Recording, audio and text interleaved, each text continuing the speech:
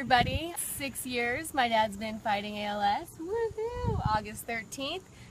My dad says thank you. We both say ALS sucks. Continue to raise awareness all the time. Go Yankees and go Navy. Woo! Alright, so it is the 13th day of ALS Awareness Month. So the number 13 is pretty much the most significant number or whatever of my fight against ALS and where it all started. So I was standing right here when it all happened in my parents' kitchen. The day before, I remember my mom was washing dishes and I was running out the door. You know, I think I just turned 23 and I was like, oh, you know, just on the go, hanging out with friends, yada yada. And she mentioned something about my dad having an appointment with the neurologist, and I stopped for a second and I was like, why? And she said, well, there's a slight chance that it could be ALS. And I was like, wait, hold on. I remember my friend's dad having that. It's not that though, like, okay, yeah. But then it was on my mind the whole rest of the night. So what started my dad going to the doctors, because being in the Navy, strong man he is, he figured I don't need to go to the doctor unless something's really wrong. But in my grandfather's case, it was too late to catch his cancer before it just took him so fast. So for my birthday in June, I was planning to ask my dad to go to the doctors as a birthday present to me, because I was scared he was gonna have skin cancer from being in the garden so much and getting burnt. His mom had just passed away. She had a stroke right before my birthday. So he was out in Seattle burying her with his sister and staying with them. I guess it got him thinking, and he did have a little drop in his foot. We didn't know what it was, so he had called me on my birthday and said, I'm gonna go, start my checkups and all that stuff, make sure everything's working well. And I was so happy. I didn't care about a present, I just wanted that. And so he came home, and that was June. Went through all these things. I took him to a colonoscopy. That's awkward. They asked me to wait for him to pass gas, and I just remember looking at him in his his gown, and I was just like, first of all, this is hilarious, and second of all, I don't ever want to see you in a hospital gown again. So my parents had gone to the neurologist, and I really was just like, it's not ALS. I barely even knew what it was. I just knew it was bad. It was horrible. Nothing you could do about it. And so I heard the garage door open as I'm writing my to-do list, and I come running down. Oh. Hey, Mom. Or I don't even know if I said hi. I just looked at them, and I was like, they were at the bottom of the stairs, and my mom was just, looked like she had been crying for a long time. And my dad was just like blank-faced, and I was writing and erasing. I don't even know what I was writing. Just like, okay, you guys are being really quiet, and this is really weird. And so I'm standing over there, my dad's standing after here. Maybe a minute, felt like 10. He was like, it's that damn Yankees disease. And me knowing the Yankees, I was like, which one? Oh, okay. So here's a picture from my little brother's 21st birthday. My mom asked that I didn't tell him.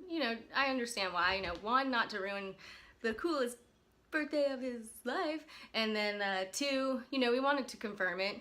I don't know if they would have told me if I didn't put myself right there, but you can just see on all of our faces. Well, Timmy's just like, what's up? I'm 21, but my dad and my mom, I can see so much worry and just their minds going crazy, and I'm pretty much just like, hee hee. Do I wish life ended up differently?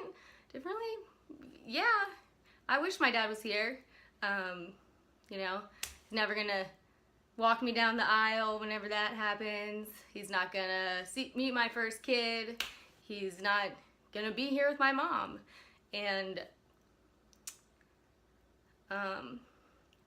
but I want to have a different outcome for people that receive a diagnosis of ALS. It's not fair that they're just given here's your diagnosis, good luck. Like August, 2008, you could barely even tell he had it. But I remember like looking at his arm and like fasciculations going all up and down. I remember seeing him in his legs and just being like, ah. And then I don't know the exact timeline, but then when he tripped and fell in the shower, and thank God my older brother was there, because I wasn't ready for that. I would have done it. But and then when he was driving up to UVA for the clinical trial, and he still wanted to drive, but his foot wouldn't work on the brake, and my parents almost flew right into the intersection. My mom jumped down and put her hand on it, and that was the last time he drove. And just watching a guy that I knew to be so strong and like such like a doer. Like, he didn't really ask anybody for help. That was kind of his default at times, but that's where I get it from. I'm gonna try to finish this without crying, but I didn't know I was gonna get so emotional. I was just trying to tell you guys that day, 13th, but as a positive, it did bring us a lot of times that maybe we wouldn't have had if we didn't know that time was running short. So, but hey, I could have gone a different way about it. But my birthday's coming up June 4th, and it'll be my second birthday without him, and I just miss having him around. I wish it didn't end the way it did. Even though, like I said, I know like we had time to spend together. We, tried to make the most of what we knew was the end sometime, but we didn't know when. I was the last kid to see his eyes open before, he peacefully started slipping away, breathing like a fish. But yeah, I mean, the inevitable, but you're not gonna be prepared for the end. It fucking sucks. So, excuse my language, but so your dad's gone, why not just give up the fight? Like, why keep wasting your time on it? Well, first off, it's not a waste of time. I want to give other families hope, other people that get diagnosed with ALS hope, something to do, and for their families not to feel so helpless. Just think about it. Someone gives you a diagnosis of a fatal disease. There's not one thing you can do to reverse it, turn it around. Nothing. And most likely they will die within 2 years to 5 years. I mean, I've seen people die within months of diagnosis. So anybody to watch someone they love deteriorate like that. Going to the conference this past week, it's tough. It's emotional. It's hard to think of the people that are no longer there, and then it's seeing the people that are still fighting, but then realizing that they've lost this. They are no longer walking. They can no longer lift their hands to give you a hug. They can no longer maybe talk. It's tough, but I'm not complaining. I have my health, and so yeah, that's why I'm gonna keep fighting. So if I just sat back, what's that gonna do? This is something I'm very passionate about. Just because my dad's not here doesn't mean I'm gonna stop fighting. So there you have it, the 13th. The day that forever changed my life, but I'm not that mad about it. I'm gonna do some awesome things with my fight, and stay tuned for that.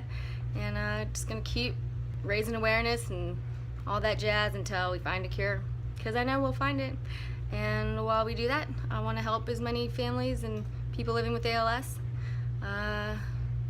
help them raise money for themselves. It's great to raise money for research and the association and stuff, but it's also good to not go broke and take care of yourself. So thanks again for all your support.